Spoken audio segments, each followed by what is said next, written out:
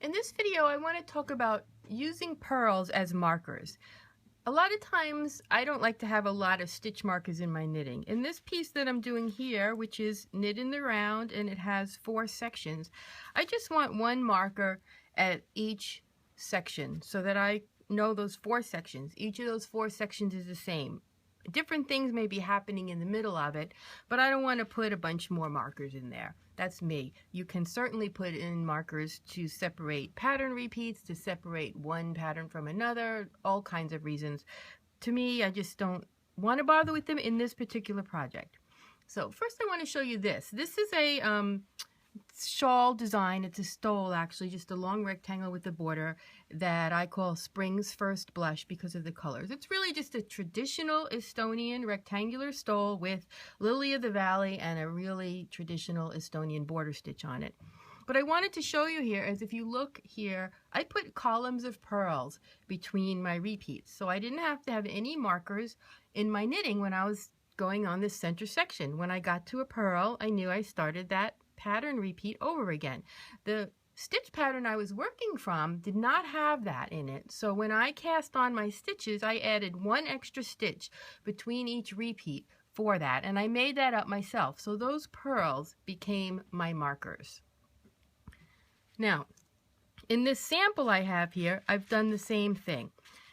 I've got some knitting here that's stockinette stitch that's corners on this piece I'm knitting, and then I've got a pattern stitch here, and I didn't put markers in the pattern stitch between each repeat, and I didn't put markers even before and after to separate it from these corner triangles. What I did was, right here is a column of purls. Now in my chart for this particular stitch, that wasn't there. I just decided I was going to purl the first stitch before I started doing my little lace motif, and the last stitch, the stitch right after the lace motif. I decided I would purl those, and those would be my markers. So as I'm coming across this corner, I know there's the purl, I'm ready to start my pattern stitch.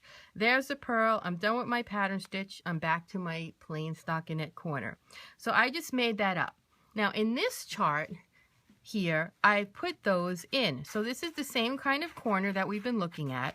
Stockinette stitch, and every time you increase, another stitch is added into that stockinette stitch area. But what I did here is I put that last stitch of the corner as a purl. And they really come out as a straight column.